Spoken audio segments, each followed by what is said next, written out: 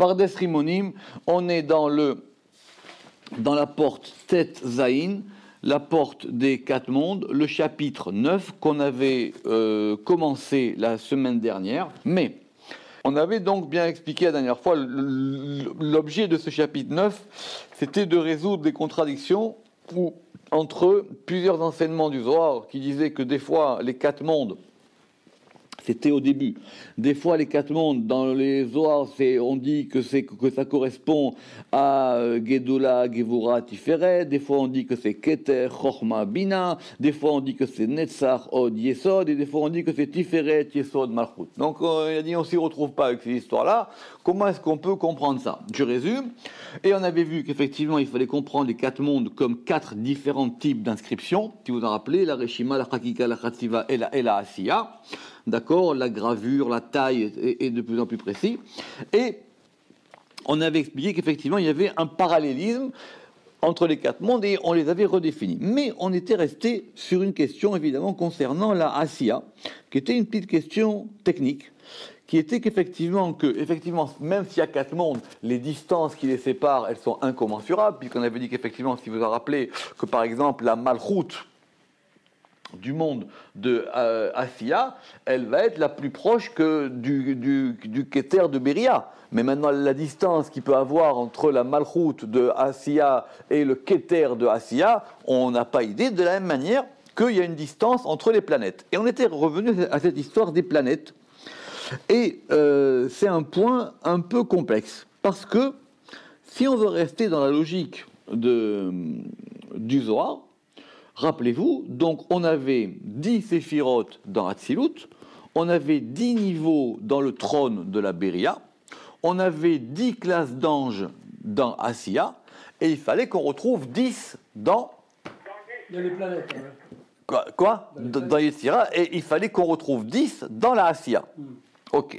Et donc il avait dit qu'il y avait 10 planètes. Ok, qu'il y avait Yud Galgalim, je reprends doucement, qu'il y avait Yud Galgalim, et alors, un peu plus haut, il dit, évidemment, comme à chaque fois, ce sont 10 principes généraux, et que ça se démultiplie à l'infini, il peut avoir un nombre indéfini de planètes, de la même manière que dans la Asiya, les 10 séphirotes, elles peuvent se multiplier 10 de 10 de 10 de 10, de la même manière que dans le trône, dans la Beria, on peut avoir autant de possibilités, puisqu'on peut avoir un trône dans un trône dans un trône, on peut avoir autant de trônes possibles, et que dans les anges aussi, on avait 10 classes d'anges génériques, mais il y avait des myriades et des myriades et des myriades d'anges. Et donc il avait dit à propos des planètes, qui sont 10, on va y revenir, Prateem Rabim, c'est un peu plus haut, Kemo Shebeyarnu Razal, comme l'ont expliqué les sages, Beperek Maaseh Bereshit, dans le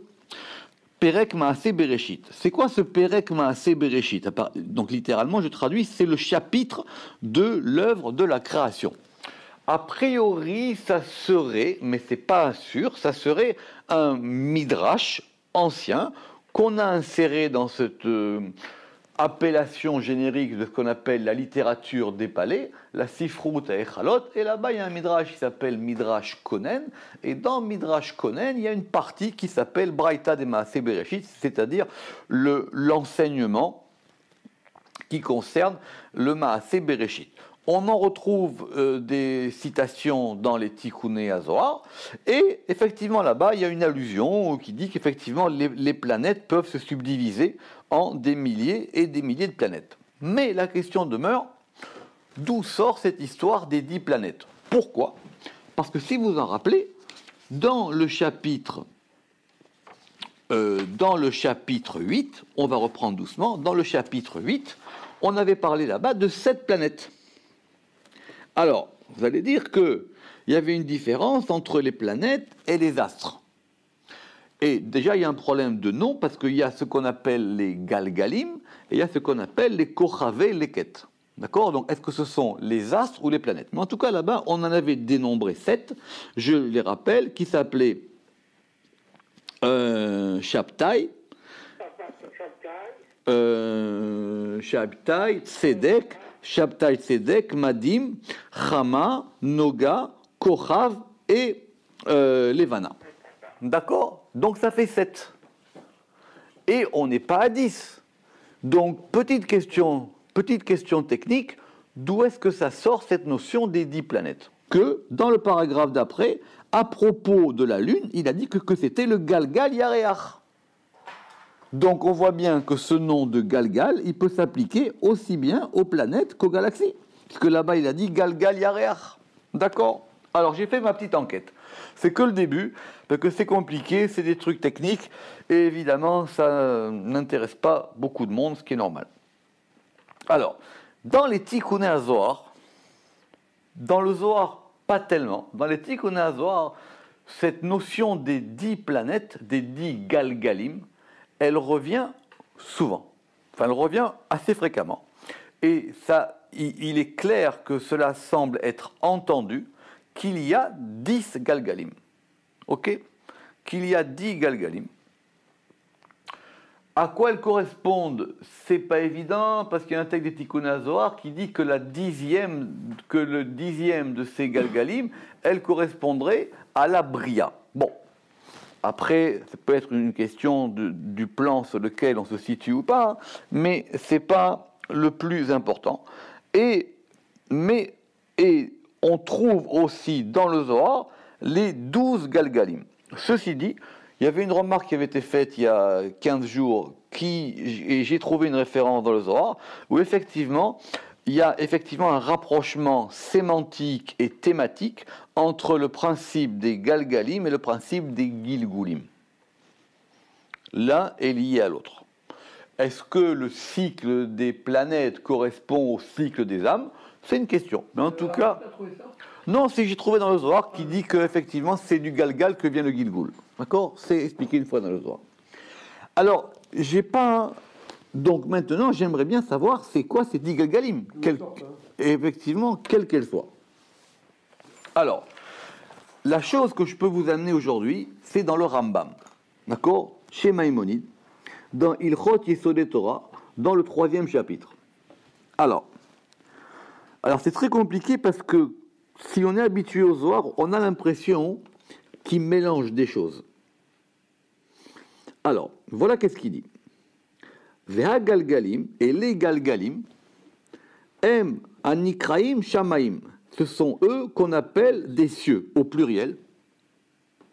Verakia, et Rakia, et Zvul, ve'arvot. Ok. Aravot. Déjà, c'est un premier problème, parce que ces noms-là de Shamaim, Rakia, Zvul et Arvot, ils correspondent sur nous, dans le Zohar, à ce qu'on appelle des Rekiim. Des étendues. Or, les étendues, elles sont au nombre de 7. Ce qu'on appelle les 7 cieux. Exactement. Donc, elles correspondent au nombre de 7. Donc, déjà, apparemment, on a l'impression que d'après le Rambam, il y a pas une confusion, mais que pour lui, c'est la même chose. Et il dit que ces Galgalim sont au nombre de 9. V'em Tisha Galgalim. Et alors, on va voir ça 30 secondes ensemble. On va voir déjà quels sont ces 9 d'après le Rambam. V'em Tisha. Ok? Alors, et elles sont 9. Galgal Akarov Mimenu ou Galgal Ayareach. Donc ici bien, on voit bien que Galgal, c'est une planète. Le Galgal qui est la plus proche de nous, c'est le Galgal Ayareach, c'est-à-dire c'est la Lune. La Lune, ça pose pas tellement un problème par rapport à ce qu'on avait avant, parce que la Lune, nous, on l'avait nommée là-bas Levana. On va dire c'est le même nom. Ve'asheni le ma'ala mimeno, et la seconde qui est plus haute que la première. Ve'asheni chez les ma'ala mimeno, galgal shebo a kochav, anikra kochav. Et c'est elle qu'on appelle kochav. Donc effectivement, ça correspond à ça. Et kochav, on avait dit que c'était M. Seban, et kochav, c'est Mercure. Donc la première, c'est la Lune. La deuxième, c'est kochav. Donc ça correspond à ce qu'on avait. La deuxième, c'est Mercure. Vegalgal shlishi chez les mala mimeno, shebo, qui est au plus haute que la galgal qui est alors shebo qui est en elle, elle s'appelle Noga. On verra Noga, donc c'est donc Vénus. Vénus, on l'avait. C'est ça, Noga, c'est. Vegalgal Revi'i Shebo, Chama. Et là, le quatrième, c'est le Chama, c'est le soleil. Donc on est toujours bon. Vegalgal Chamishi Shebo Madim. La cinquième, c'est Madim, donc c'est-à-dire Mars. Vegalgal Shishi Shebo Kochav Tzedek. Tzedek, on avait dit que c'était Jupiter. Vegalgal Shevi'i Shebo Shavtai. Et la septième, c'est Shavtai, c'est-à-dire Saturne. Et là, on est donc raccord, doucement, on est raccord sur les 7 qu'on avait. D'accord ? C'est un truc. Moi, c'est celui qui met le soleil qui est une étoile, c'est pas une planète. Alors, c'est une bonne question. Mais en tout cas, ici, doucement. Première question. Déjà sur les noms. Il ne faut pas se presser. Pour le moment, on voit que ce qu'on a appelé Kochavé Lechet, les 7, ça correspond ici à 7 Galgalim. D'accord ? Très bien. Donc on a 7 pour 7. Donc ça, c'est raccord. Et Maïmonide, il sait ce qu'il dit. D'accord ? Très bien. Ok. Donc là, on a 7 et 7, ça marche. Vegalgal Shemini. Donc la 8e, là on ne l'avait pas, on n'avait que 7. Vegalgal Shemini Shebo, Sha'ar Kol HaKochavim Shenir'im Barakia. Il ne lui donne pas de nom. Il dit que c'est un galgal dans lequel se trouvent toutes les autres étoiles qu'on voit dans le ciel.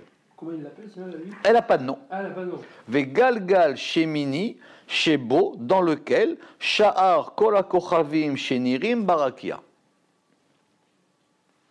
Vegalgal Teshei, et la 9e, ou Galgal Achoser Bechol Yom, c'est un Galgal, donc une planète, Achoser Bechol Yom, qui revient chaque jour, Mi Mizrach le Ma'arav, de l'est à l'ouest. Elle n'a pas de nom non plus. D'accord ? Donc, premier élément, on est arrivé à 9, mais simplement la 8e et la 9e, elles n'ont pas de nom. D'accord ? Maintenant, ce 9e Galgal, il va maintenant expliquer dans le deuxième paragraphe. Ve'u amakif et akol, c'est un galgal qui englobe tout, ou mesavev et akol, et qui entoure tout. Veze shetire kol hakochavim kehilu en kulan begalgal echad, et c'est comme ça que tu verras qu'on a l'impression que toutes les étoiles, elles sont dans un seul galgal. On vient au deuxième point.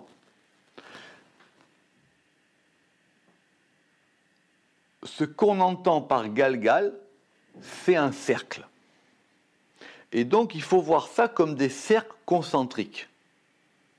Donc, puisque ces planètes, elles ont des rotations. Donc, la première, on reprend. La première, c'est la Lune. Donc, la Lune, elle fait un cercle. La deuxième, c'est Kochav, c'est Mercure. Donc, apparemment, Mercure, elle englobe la Lune et elle a une rotation plus grande. La troisième, c'est Noga, on avait dit c'était Vénus. La quatrième, c'est Hama, c'est le Soleil. La cinquième, c'est Madim, c'est Mars. La sixième, c'est Tzedek. Et la septième, c'est Shabtai, c'est effectivement Saturne. Ce qui voudrait dire qu'on a 7 cercles et que ces 7 cercles sont les uns à l'intérieur des autres. Et le 9e cercle, c'est lui qui est donc le plus large possible, et c'est dans lui, je reprends le Rambam, Veze shetire kol hakochavim kehilu en kulan begalgal echad, et c'est grâce à ça que tu vois que toutes les étoiles, c'est comme si elles sont dans un seul cercle, ve'afalpi sheyesh bahem ze lemala mize, bien qu'il y en ait certaines qui soient au-dessus des autres. Non pas dans les 9 autres, dans la dernière. Mipne she'agalgalim tehorim vezachim kesruchit ou kesapir, parce que ces étoiles, donc on a l'impression que pour lui c'est à la fois galgal et c'est à la fois étoile et planète et galaxie. Et donc parce qu'elles sont pures et épurées, comme du verre et comme du saphir. Les fichar roim kochavim shebagalgal hashemini mitachat galgal harishon. Et c'est la raison pour laquelle on voit les étoiles qui sont dans le 8e galgal en dessous du premier galgal. Le premier galgal qui est la Lune. Comme c'est englobant, finalement, comme c'est englobant, ça redescend. Et donc, ce qui fait que nous, on a l'impression que les étoiles, elles sont plus proches de nous que la Lune. Alors qu'en fin de compte, elles dépendent du 9e galgal. Ok ? Alors après, il va expliquer que comment ça fonctionne, qu'il y a des grandes, qu'elles n'ont pas des cycles identiques. Et il dit qu'effectivement, il y a beaucoup de traités d'astronomie qui ont été écrits comme ça. On va revenir sur la 9e. Galgal à Teshi, chez Umakif et Akol, le 9e Galgal qui englobe tout, c'est le chapitre 7 ou 6, ça dépend des éditions. Chilukwa achachamim akadmonim leshne masa chalak. Les sages antérieurs, mais ça peut être aussi les astrophysiciens, l'ont divisé en 12 parties. Vekol chelek vechelek elulo leshem al shem tsura shetireh bo min hakochavim shevatem shem muchanim tartav ve'em mazalot. Et ça forme les mazalot, c'est-à-dire exactement les constellations. Et là, on va les trouver. Et donc là, il y en a 12. Talé, vous savez donc, Talé c'est quoi? Talé, c'est la brebis. L'agneau, Shor, le bœuf. Théomim, les jumeaux. Sartan, le cancer. Arié, le lion. Betula, la vierge. Moznaïm, les balances. Akrav, c'est le scorpion. Keshet, c'est l'arc. D'accord? C'est le Sagittaire. Gedi, le Capricorne. Déli, c'est le sceau. La crue. Et Dagim, le Verseau, tout à fait. Le Verseau. Et Dagim, les poissons. D'accord? Et après, il va expliquer effectivement comment ça fonctionne. Mais donc, on se retrouve avec les commentateurs du Mishneh Torah, ok? Effectivement, ils ont remarqué, comme nous on l'a fait, qu'au départ, il y a une confusion entre les Rekiim et les Galgalim. Puisqu'il avait dit qu'au départ, que les Galgalim, ce sont eux qu'on appelle les cieux, et donc il avait dit que c'était Shamaim, Rakia, Zvul, Ve'aravot. Or ça, c'est un problème parce qu'il y a un texte du Talmud qui lui définit concrètement qu'il y a 7 Rekiim. D'accord? Donc maintenant, pourquoi est-ce que lui, il a compté ça? Donc les 7, si vous voulez, il faut c'est Vilon, Rakia, Shechakim, Zevul, Mechol, Maon, et Arvot. D'accord? Ça c'est les 7 qui sont connus. Et que là-bas, il y a une discussion. Alors, maintenant, quand il considère qu'il y en a qui dit qu'il y a 9 Galgalim, il dit effectivement, chacun en comporte plusieurs. D'accord? Donc, effectivement, mais c'est pour ça qu'on reste sur un compte global de 9. Parce qu'à l'intérieur, il y a effectivement des... alors, ok. Ayarear. Alors, attendez. M. Shiva Kochave Leket Ve Galgal Amazalot. Alors, lui, il dit comme ça. Alors, lui, il avait dit que Galgal Akarov Mimenu, le Galgal qui est le plus proche de nous, les 9 qu'on va mentionner, c'est ce qu'on appelle Évidemment, c'est ce qu'on appelle les Shiva Kochaveleket. C'est ce qu'on appelle les 7 planètes. D'accord.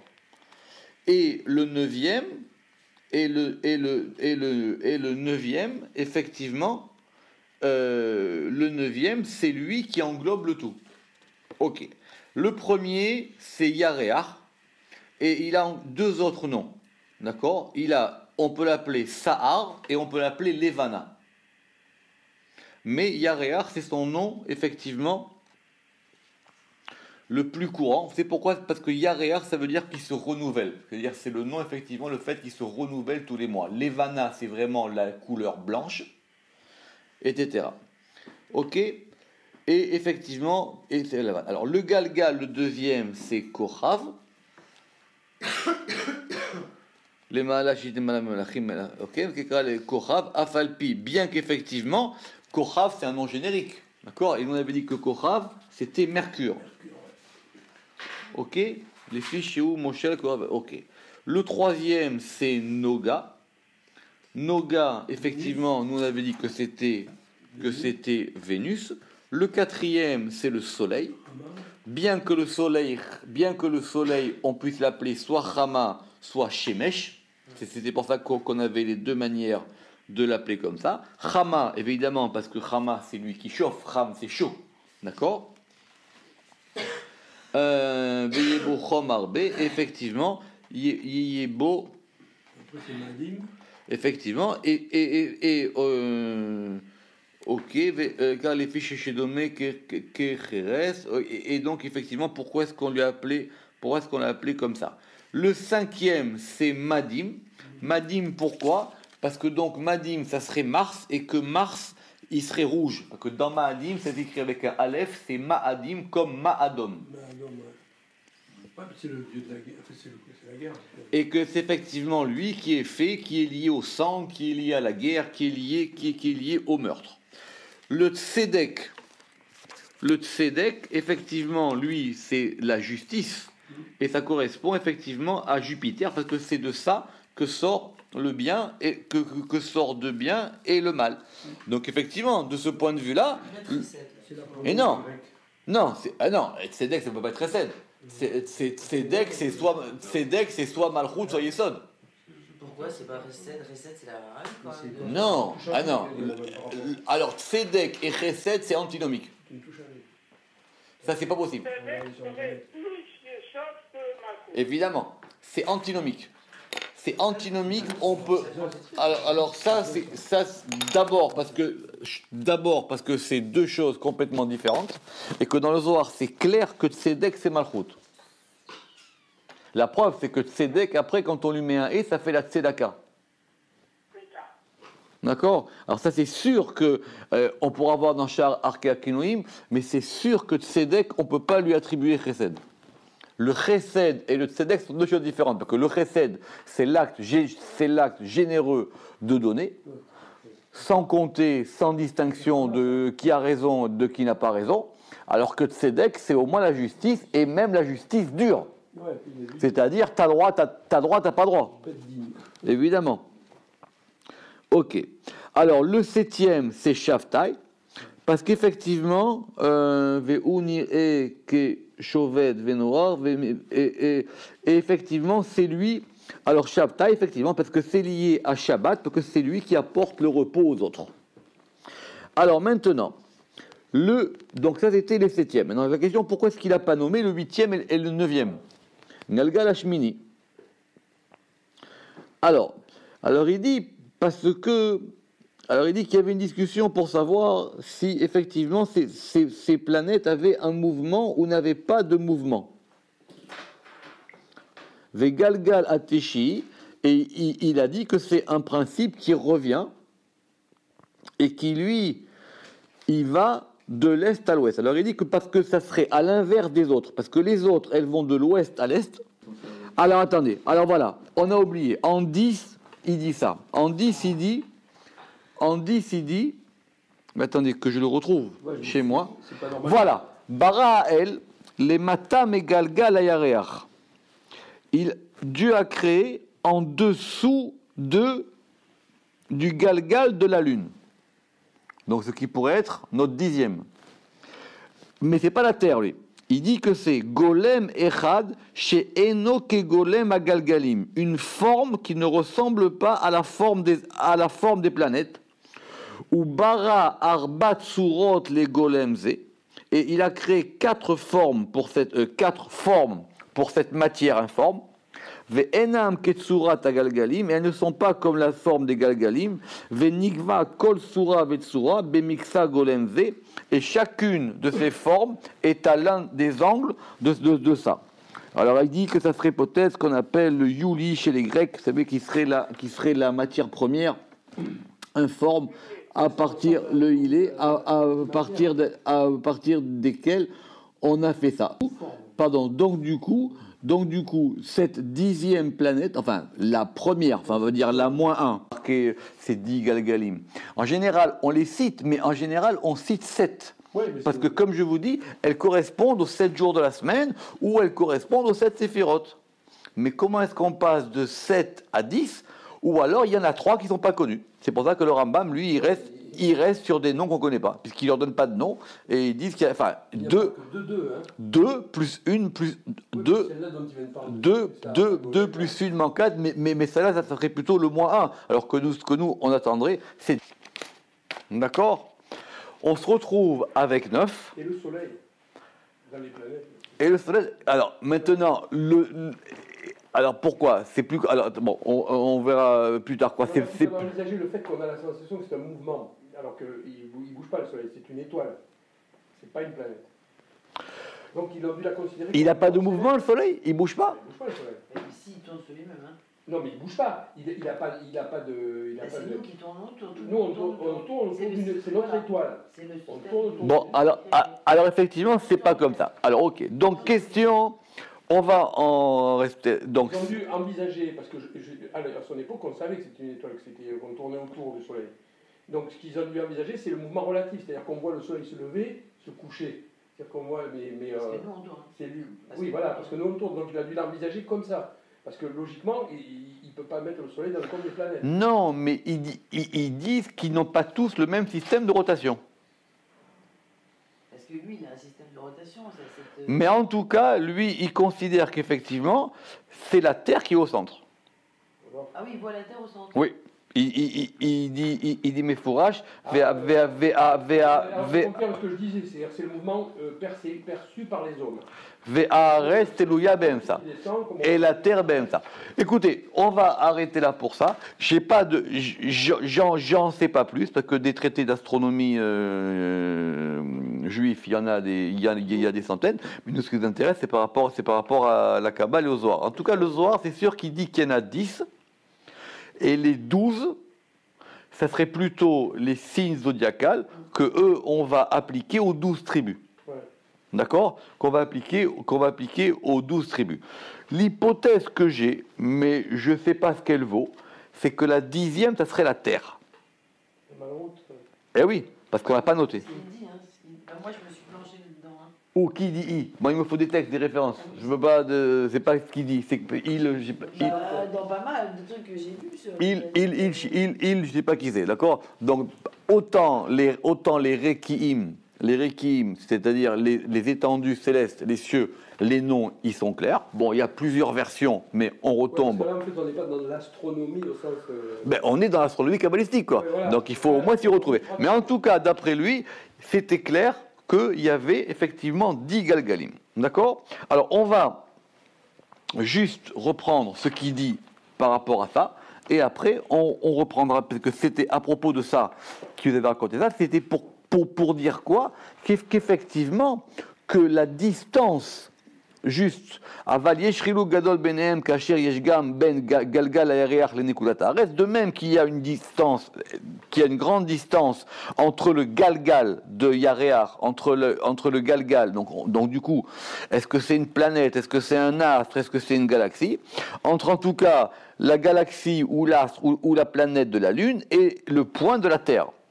Parce qu'effectivement, même à l'intérieur des 10 mondes, il n'y a pas d'homothétie ou d'équidistance qu'on peut rapporter d'un monde à un autre. D'accord? C'était ça qu'il voulait dire. Ou me'asiya liyitzira, ve'ben madrega le madrega sheba yitzira. Et effectivement de même. Et donc il dit que de même quand on a voulu que Moshe chilku atochanim ben atisha galgalim les galgal à Syrie. Donc il a dit et de même que quand on avait voulu mesurer la distance qu'il y avait entre les 9 galgalim et le 10e galgal, dont il ne cite pas le nom. Parce que les 9 galgalim, ils sont considérés à l'intérieur de lui, donc c'est à l'intérieur, c'est-à-dire qu'on les voit comme des cercles concentriques.